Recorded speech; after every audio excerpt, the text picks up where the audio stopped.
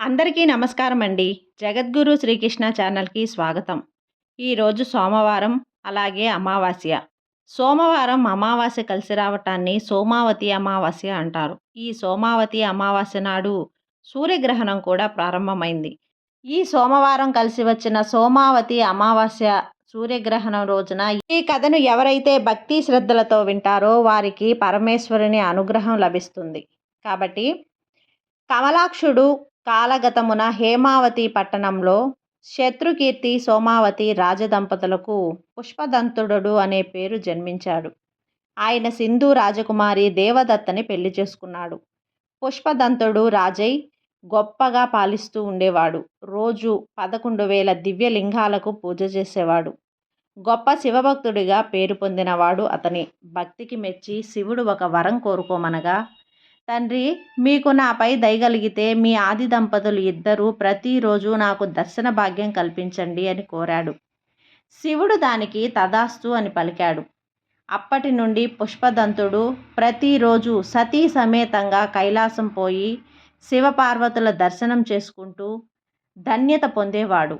ఒకరోజు పుష్పదంతుడు యథావిధి పూలు పళ్ళు తీసుకొని కైలాసమునకు పోయినప్పుడు శివపార్వతులు ఏకాంతంలో ఉన్నారు. పుష్పదంతుడు ద్వారం దగ్గర వేచి ఉన్నాడు. అప్పుడు పార్వతి తాము రహస్య స్థలంలోనే కదా ఉన్నాము కదా అన్న భావనలో శివుని ఇంతకు మునుపు ఎవరూ వినని ఒక కథ చెప్పమని అడిగింది శివుణ్ణి. ద్వారం దగ్గర ఉన్న పుష్పదంతుడు కూడా ఈ కథ విన్నాడు. తన పూజ యథావిధి చేసుకొని తన నగరం చేరాడు. అతని భార్య దేవదత్త పుష్పదంతుడు వేశ్యాగృహంలోకి వెళ్ళాడని అవమానించి తూలనాడటం మొదలుపెట్టింది. భక్తుడగు పుష్పదంతుడు ఈ ఈ అనృతములను వినలేక తన కైలాసయాత్ర కథనంతా చెప్పేశాడు. దేవదత్త శివుడు చెప్పిన ఆ కథ ఏమిటో చెప్పమని మొండికేసింది. పుష్పదంతునికి చెప్పక తప్పలేదు. మర్నాడు భార్య భర్తలిద్దరూ కైలాసమునకు వెళ్ళిపోయినప్పుడు పార్వతి పరమశివుడికి చెప్పిన కథని చెలికత్తెలతో చెప్తూ ఉంది. మధ్యలో దేవదత్త కలగజేసుకొని కథ మిగతా భాగం నేను చెప్తానని కథ పూర్తి చేసింది. పార్వతీదేవికి తన భర్త శివునిపై ఆగ్రహం వచ్చింది. ఎవరికీ తెలియని గాథ చెప్పమంటే లోకులందరికీ తెలిసిన గాథ చెప్పి మోసం చేశావు అని తన భర్తని నిష్ఠూరమాడింది. విషయం అర్థం చేసుకున్న శివుడు దీనికి కారణం పుష్పదంతుడని తెలుసుకొని తీవ్రమైన కోపంతో, నువ్వు ఘోర రూపంతో బేతాళుడిగా తిరుగుతావు, నీ భార్య లేడిగా తిరుగుతుంది అని అతని భార్యని శపించాడు. పుష్పదంతుడు విలపిస్తూ అనేక విధముల శాప నివృత్తి మార్గం చెప్పమని శివుని వేడుకున్నాడు. శివుడు, ఓరి, నీ భార్య పగలు లేడిగా రాత్రి యక్షినిగా చరిస్తుంది. మీరు ఒకరినొకరు కలిసిన రోజున శాపం నుండి బలం బయటపడగలుగుతారు. కలియుగంలో విక్రమాదిత్యుడు అను రాజు పుడతాడు. అతను చాలా గొప్పవాడుగా పేరు పొందుతాడు. అతని అమూల్యమైనటువంటి మీకు శాప విమోచన మార్గం తెలుస్తుంది అని చెప్పాడు. తక్షణమే పుష్పదంతుడు బేతాళ రూపం దాల్చాడు. అనేక ఆయుధాలతో సర్వకళా నిలయుడై భూత ప్రేత పిశాచ శాకిని డాకిని గుణములకు నాయకుడై పొట్టివాడై ముండ్ల వంటి గడ్డము మీసములతో భయంకర రూపంతో బేతాళునుడిగా ఉజ్జయిని నగరం తూర్పు అడవిలో ప్రవేశిస్తాడు. అక్కడ గల ఒక మర్రి చెట్టుకి తూర్పు కొమ్మని పట్టుకుని ఉండసాగాడు. అతని భార్య దేవదత్త లేడి రూపం పొంది ఆ అడవిలోనే తిరుగుతూ ఉండేది. రాత్రి సమయాన యక్షిణీ రూపం పొంది సర్వాయుక్తంగా శివభక్తి గీతాలు పాడుతూ ఉండేది. వేదనారాయణపురం అనే ఊళ్ళో విష్ణు శర్మ అనే బ్రాహ్మణుడికి 4 కొడుకులు, యజ్ఞ వేద వీర నారాయణులు మరియు చంద్రశర్మ వంటి 3 మహాపండితులు. చంద్రశర్మకి పాండిత్యం అబ్బనందువల్ల అతనితో వారంతా సేవలు చేయించుకునేవారు. ఇది అతనికి బాధ కలిగించి ఒకరోజు ఇల్లు వదిలి ఊర్లు వెంబడి తిరగసాగాడు. అలా పోతూ దారిలో ఒక సరస్సులో స్నానం చేసి గాయత్రి మంత్రం చెప్పుకుంటూ కూర్చుని ఉంటే సరస్సు ఒడ్డున ఉన్న చెట్టు పైగల బ్రహ్మ రాక్షసుడు చంద్రశర్మని చూసి బ్రాహ్మణ రూపంలో అతని దగ్గరకు వచ్చి వివరాలు అడిగాడు. చంద్రశర్మ తన కథ అంతా చెప్పగా విని ఆ బ్రహ్మ రాక్షసుడు, అలాగైతే నేను నీకు అన్ని శాస్త్రాలు వేదాంగ శాస్త్రాలు నేర్పుతాను. అలా 6 మాసాలు చంద్రశర్మకి విద్య నేర్పాడు. ఆ బ్రహ్మరాక్షసుడు చంద్రశర్మతో, నాయనా, నీకు నాకు తెలిసిన సమస్త విద్యలు నేర్పాను. నేటితో నాకు శాప విమోచనమైంది. నీవు నీ గ్రామం వెళ్ళిపోవచ్చును. నేను కూడా కాశీకి పోవలసి ఉన్నది. ఇక నీకు అంతా మేలే జరుగుతుంది నాయనా. నీకు 4 పుత్రులు కలిగి భూమికి రాజులవుతారు అన్నాడు. అప్పుడు చంద్రశర్మ బ్రహ్మరాక్షసుని శాపం గురించి అడిగాడు. నాయనా, పూర్వం సరస్వతీపురం అగ్రహారంలో నేను ఉండేవాడిని. ఒకరోజు ఒక విప్ర విద్యార్థి నా దగ్గరకు వచ్చి తనకి విద్య నేర్పమన్నాడు. నేను గర్వంతో నేర్పను పో అన్నాను. దానికి ఆగ్రహం పొందిన ఆ విద్యార్థి నన్ను బ్రహ్మ రాక్షసుడివి కమ్మని శపించాడు. అడగ్గా శాప విమోచన కూడా చెప్పాడు. అదేమిటంటే, నీవు వచ్చి నా దగ్గర విద్య పూర్తిగా నేర్చుకున్న తక్షణం నేను నా రూపు పొందుతాను. ఆ రోజుతో అది నెరవేరుతుంది అని బ్రాహ్మ రాక్షసుడు వెళ్ళిపోయాడు. చంద్రశర్మ కూడా తన ఊరు పోవు ఉద్దేశంతో ప్రయాణించుచు దారిలో ఒక పట్టణం చేరాడు. అలసి ఉన్నాడు. ఆకలి వేస్తున్నది. నిద్ర వచ్చి ఆ ఊరిలో ఉన్న ఒక వేశ్య ఇంటి అరుగుపై పడుకున్నాడు. వేశ్య బయటికి వచ్చి అతడిని చూసి అతడే తన భర్త అని నిర్ణయించుకుంది. తల్లి వద్దన్నా వినలేదు. వేశ్య చంద్రశర్మని లేపబోగా అతడు లేవలేదు, కదలలేదు, మొదలలేదు. ఈ వేశ్య భయపడి విషయం రాజుగారి దగ్గరికి వెళ్ళి చంద్రశర్మ సంగతి చెప్పింది. రాజుగారు వైద్యులను చంద్రశర్మ వద్దకి పంపించి తగిన చికిత్స చేయించగా 6 నెలల తర్వాత అతడు స్వస్థుడయ్యాడు. నేనెక్కడ ఉన్నాను, ఈ ఇల్లు ఎవరిది అని చంద్రశర్మతో తనలో తానే ప్రశ్నించుకొనుచు తన ఊరికి పోవు సిద్ధమయ్యాడు. అప్పుడు వేశ్య అతని దారికి అడ్డంగా నిలబడి, ప్రియా, నన్ను విడిచి వెళ్ళటం న్యాయమేనా? ఇన్నాళ్లుగా నిన్ను భర్తగా భావించి నేను సేవ చేశాను.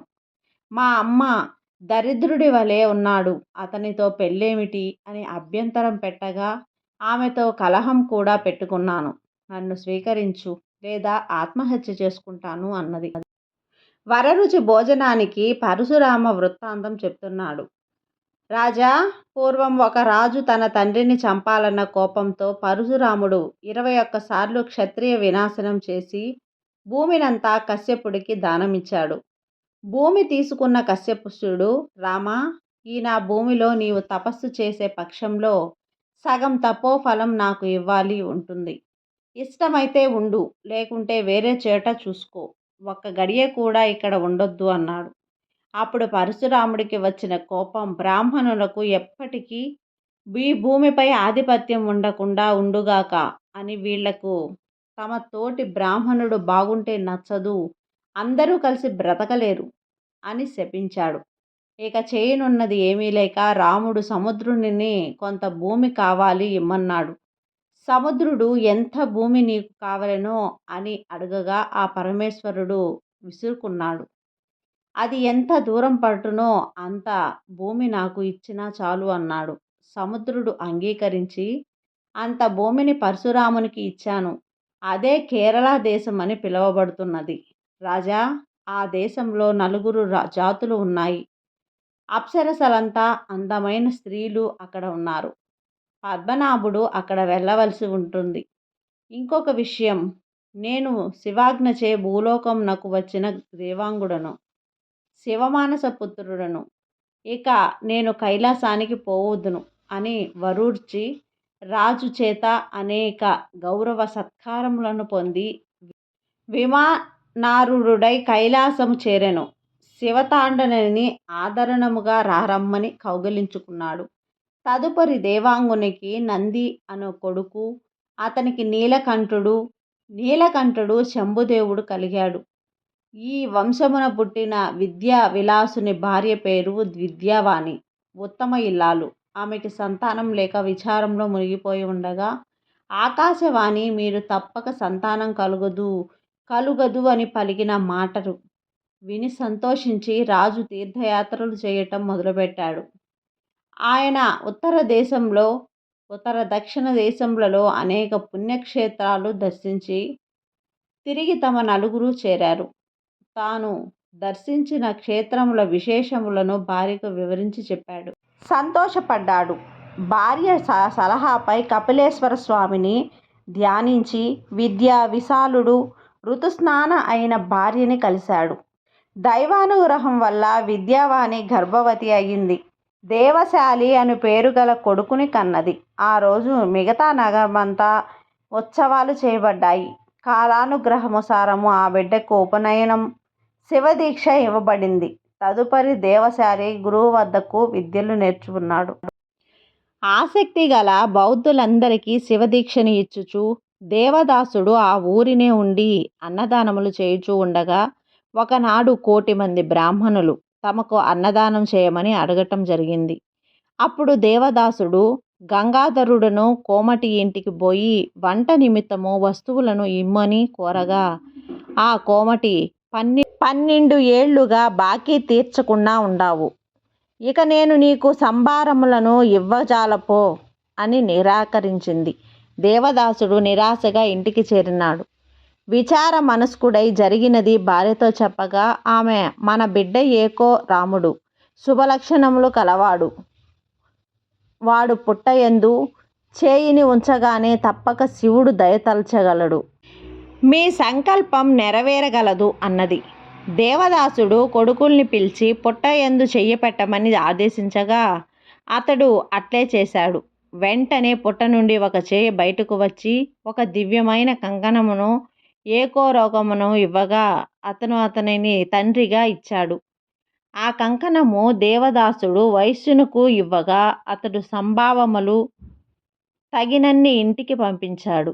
ఇక అన్నదానం విజయవంతంగా పూర్తి అయింది. బ్రాహ్మణులు సంతోషంగా దీవించి వెళ్ళిపోయారు. ఇదిలా ఉండగా కోమటికి ఇచ్చిన కంకణము వైశ్యుడు తాకగానే కాలనాగాయి బుసకొట్టసాగింది. వైశ్యుడు భయపడి దేవదాసుని వద్దకు పోయి, అయ్యా, నీ కంకణము ఒక గుణదత్తం, నీవే తీసుకొనుము, నీ బాకీ తీర్చడానికే నెమ్మదిగా తీర్చుకుందువు గాని అనగానే దేవదాసు సరే అని శివకరణం తీసుకువెళ్ళి పూజామందిరమున ఉంచాడు.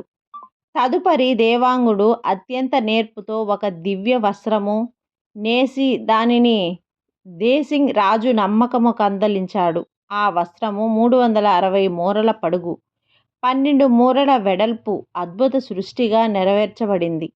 దాని వెల ఇంతకు ముందులాగా వెలకట్టేవారు కాదు, లేరైనది. ఒకనాడు మంత్రం దాని 1003 లోకములను 3 ముళ్ళు చంపాడు. అప్పుడొక చక్రము వచ్చి అతని 3 వేళ్ళు నరికివేసింది. దీనిని బట్టి ఇది వెలకట్టలేనిది అని వ్యాపారులు నిశ్చయంగా దేవదాసుడు దేని ధరింప పరమేశ్వరుడు శివుడికి తగు అను వస్త్రమును శ్రీశైల మల్లికార్జునితో ధ్వజపటముగా సమర్పించాడు.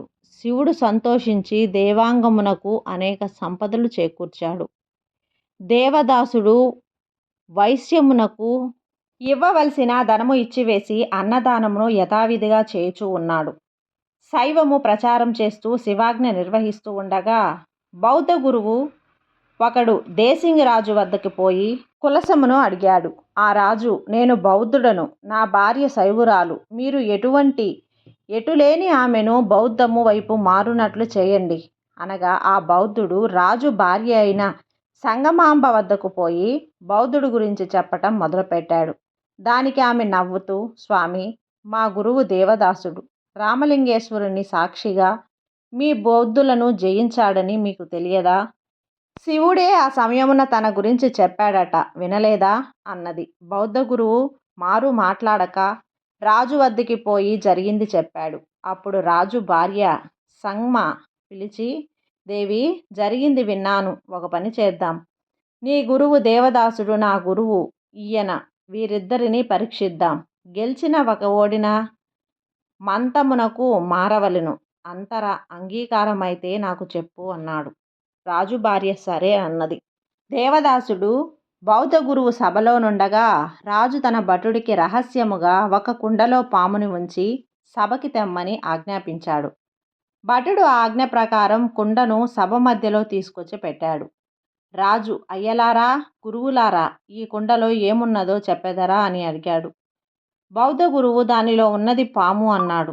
దేవదాసుడు దానిని నిరాకరించి, సర్వవ్యాప్తి అయిన ఈశుడు నాగాభరణుడై ఈ కుండలో నెలకొని ఉన్నాడు అని చెప్పాడు. ఇక చూతము రారి అండి అని చెప్పి రాజు ఆ కుండ మూత తీయించగా అందు నుండి నాగాభరణ యుక్తుడై శివుడు ప్రత్యక్షమాయెను. రాజు బౌద్ధ గురువుతో, వీరొక తీరి బట్టి శైవము తెలుసుకోవలసి ఉన్నది అన్నాడు.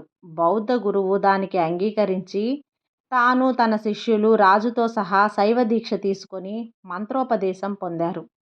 దేవదాసుడు ఈ కుండను ఆమోదపట్నమునకు తెచ్చి గుడిలో స్థాపించాడు. పిదప తన ప్రథమ శిష్యుడు జగద్దేవుని వద్దకు పోయి ఆ నగరమున శివదీక్షలు ఇచ్చాడు.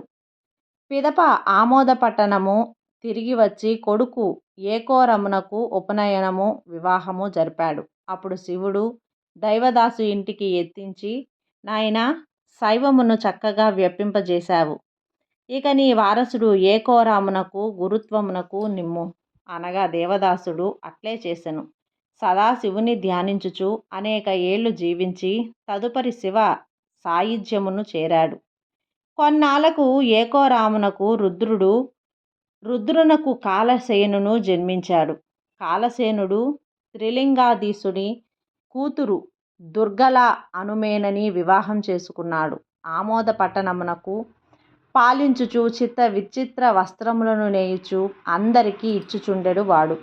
కానీ కాలసేనునికి 100 మంది భార్యలున్నను చాలా కాలం సంతానము లేకపోయినను చిరకాలం చేసిన శివారాధన వల్ల 10,000 మంది సంతానము కలిగినది. ఆ 10,000 మందికి కాలసేనుడు ఉపనయనములను చేయించాడు. వీరికి ఎవరి చేత ఉపనయనములు చేయించాడో వారు ఆ కుమారులకు కూటస్థులైనారు. ఆ ఋషుల గోత్రములను బట్టి బిడ్డల వివాహములు చేయు నర్హత పొందాడు.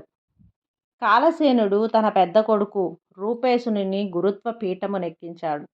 వీరంతా వస్త్రములు నేయుచు ప్రజలకు నిచ్చుచుండేవారు. శక్తి మహారాజుతో శూద్రకుని స్నేహం బాగా సాగుతున్నది. ఒకనాడు సుధారుడనుడు బౌద్ధరాజు శూద్రకుని ఇంటికి వచ్చి, శూద్రక, త్వరలో నీకు శక్తి మహారాజుకి విభేదాలు రాబోతున్నాయి. వీనప్పుడు ఎక్కడికి పోవుగాక నా వైజయంతి పట్నమునకు రావెలను అని సోజ్యం చెప్పాడు. శూద్రకుడు దానికి అంగీకరించాడు. ఒకరోజు శక్తి మహారాజు మిత్రుడు శూద్రకునితో వేటకై వెళ్ళాడు. శూద్రకుడు ఒక సింహను చంపి దానిని కత్తికి గుచ్చి రాజుకి బహూకరించాడు. శక్తి మహారాజు ఆ సింహమును తానే చంపానని నగరంలో చాటింపు వేయించాడు. శక్తి మహారాజు భార్య కేసిని అనునామే తనకి పూలదండలు తెచ్చి ఇచ్చు మహిళ ఆలస్యముగా రాగా తూలనాడింది. నేను సింహమును చంపిన రాజుకు పూలమాల వేయ సిద్ధముగా ఉండి నీకోసం ఎదురు చూస్తున్నాను, నీవు ఇప్పుడా వచ్చేది అన్నది. అప్పుడు ఆ పూలమాల పువ్వుల వనిత వేలాకోలంగా రాణితో, అమ్మా, సింహమును చంపినది రాజు కాదు, శూద్రకుడు అని, వాడు నా భర్త అని చెప్పాడు. అది వింటూ కూర్చున్నందువల్ల ఆలస్యమైనది అని చెప్పి వెళ్ళిపోయింది. అది విన్న రాణి రాజుకి ఎదురుకోలు ఇచ్చటం మాని స్నానాలకి వెళ్ళిపోయింది. రాజు రాణి రాకపోవటం చూసి ఆమె మందిరానికి పోయి ఎందుకు రాలేదని అడిగాడు. సింహాన్ని ఎవరో చంపితే నువ్వే చంపినట్లు ప్రగల్భాలు చెప్పుకునే నీకు ఎదురు రావలెనా అని వెటకారంగా అడిగింది. రాజుకి శూద్రకునిపై కోపం వచ్చింది. రాణికి నిజం చెప్పింది. శూద్రకుడే ఈ ఉంటాడని, అసలు రాణికి శూద్రునికి అక్రమ సంబంధం ఉండి ఉంటుందని అవమానించాడు. శూద్రకుని పిలిచి, నీవు చేసిన దానికి, రాణికి నీకు ఉన్న అక్రమ సంబంధానికి నిన్ను చంపవలెను. కానీ మిత్రుడవు కాబట్టి నగరం విడిచి వెళ్ళిపో అన్నాడు. శూద్రకుడు సుధారుడు గతంలో తనని ఆహ్వానించినందున వైజయంతిపురం వెళ్ళాడు. సుధారుని సాయంతో శక్తి మహారాజుపై యుద్ధం ప్రకటించగా శక్తి మహారాజు దేవాంగ ప్రభువు కాలసేనుడి సాయంతో శూద్రకుని ఎదుర్కొని దల్చాడు. అప్పుడు ఆకాశవాణి శూద్రకునితో, మీరు కాలసేనుడుకు భయపడవద్దు. సహ్యపర్వతంపై పంచపుటుడు అనే బౌద్ధ భిక్షువు ఉన్నాడు. అతను బలవంతుడు, మాయావి. అతని సహాయం కోరండి అన్నది. శూద్రకుడు పంచపుటముని సాయం అడిగి యుద్ధరంగానికి తేగా అతను కాలసేనునికి శివుడు ఇచ్చిన ఆయుధాలు మాయం చేశాడు. తదుపరి జరిగిన యుద్ధంలో కాలసేనుడు మరణించాడు. కాలసేనుడి కుమారుడు రూపసేనుడు మాయావి అయిన పంచపుటిని సంహరించాడు. శూద్రకుడు శక్తి మహారాజుని చంపాడు. రూపసేనుడు శక్తి కొడుక్కి రాజ్యం ఇచ్చివేశాడు. దేవాంగుని వంశము వారగు కాలసేనుని సంతానం సముద్ర తరంగల్లా అభివృద్ధి చెందింది. ఋషులచే సత్కరించబడిన ఆ కాలసేనుడి కొడుకులు గోత్రములు మొదట 102 గోత్రములుగా ఉండేవి. క్రమంగా అవి 1500 అయినవి. 3,50,000 ఇండ్లు వారగు దేవాంగ వంశస్థులలో నారదోపదేశం పొందినవాడు, వైష్ణవులు తక్క మిగిలినవాడు శైవులుగా ఉన్నారు. ముని పుంగవులారా, పవిత్ర పాపనాశకనమైన దేవాంగుని చరిత్ర మీకు చెప్పినది.